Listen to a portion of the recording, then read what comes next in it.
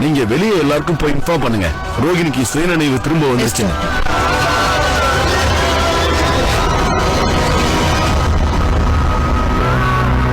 Excuse me, உங்க ரோகிணிக்கு சுயநினைவு திரும்பிடுச்சு.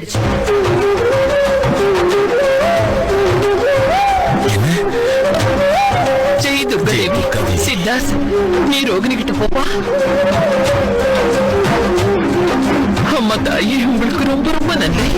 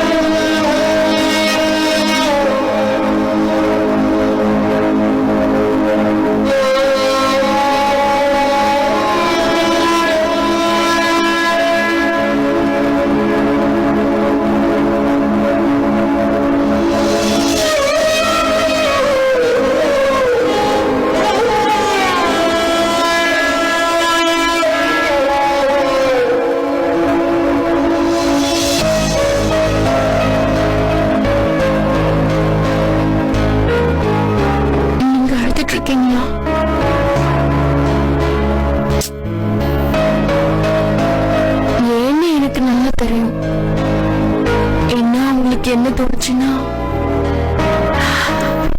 இனிமே தொல்லை இருக்காதுன்னு நினைச்சிருப்பீங்க. அப்புறம் இதுதான் சாக்குன்னு நீங்க இன்னொரு பொண்ணு கல்யாணம் பண்ணிருப்பீங்கல்ல. அதான் உங்க என்னன்னா நான் இப்பவே போயிடுறேன். இப்படி உணரக்கூடாது. ஒருவேளை நீ பேசுனீங்கன்னா நான் விரும்புறதான் நீ பேசுவ.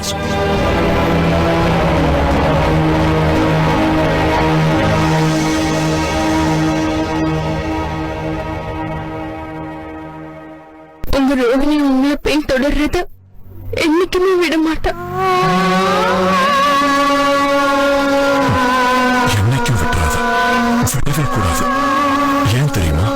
ஏன்னா இந்த இதயம் இருக்கே, இது உன்னோட இதயத்துக்குள்ளதான் இருக்கு. ஒருவேளை உனக்கு ஏதாவது ஆயிருந்தா அதுக்கப்புறமா என்ன ஆயிருப்புன்னே தெரியாது. நீ உன்னோட கண்ணை திறந்தல்ல, அப்பதான் என் மூச்சே திரும்பி வந்துச்சு. இந்த கை, அப்புறம் இந்த துணைய என்னைக்குமே விட்டுறாது. நான் ரொம்ப கஷ்டப்படுத்திட்டேன். ரொம்ப அதிகமா. கவலைப்படாத, நீ குணமாயி வீட்டுக்கு வா. அதுக்கப்புறம் நான் உன்னை பழி வாங்குறேன்.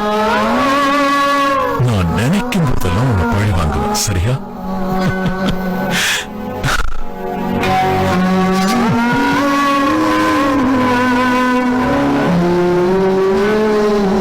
அம்மாடி ரோகிணி, அந்த அம்மனுக்கு தான் நாம நன்றி சொல்லணும்.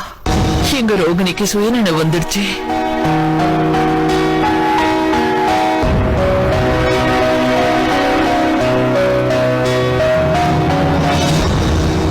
அக்கா எங்க இருக்காங்க?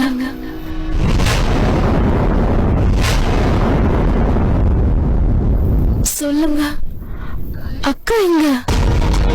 சித்தார்த், அது சீமா வெளியேதான் இருக்கா. அங்க அங்க சில ஃபார்மாலிட்டிஸ் எல்லாம் முடிக்க வேண்டியிருக்கு. ரிசப்ஷன்ல தான் இருக்கா. ஓகே, நீங்க போய் தானே சொல்றீங்க? எக்ஸ்கியூஸ் மீ மிஸ்டர் பிரேம், நீங்க ஒரு 2 மினிட்ஸ் என் கூட வெளியே வரீங்களா? Okay doctor.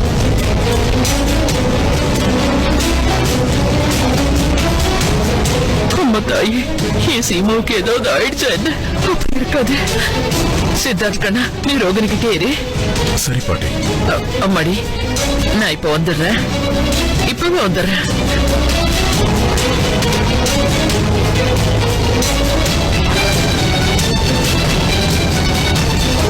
எல்லாரும் எதுக்கு வெளியே போறாங்க? சொல்லுங்க, எதுக்கு போறாங்க? இல்ல ரோகிணி, ஏதாவது வேலையா இருந்திருக்கும். நீ நல்லா ரெஸ்ட் எடுத்துக்க, அமைதியா என்ன. நாங்க ஒரு ஆபரேஷனை செஞ்சு முடிச்சிட்டோம். ஆனா சீமாவுடைய நிலைமை இன்னமும் மோசமா தான் இருக்கு.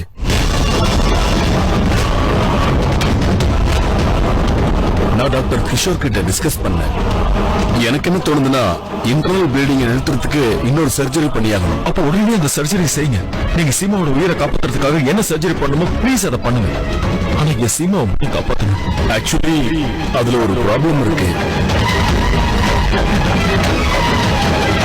என்ன ப்ராப்ளம்? இந்த சர்ஜரிக்கு அப்புறம் கூட சீமா பிழைப்பாங்களான்னு எங்களால கேரண்டியா சொல்ல முடியாது.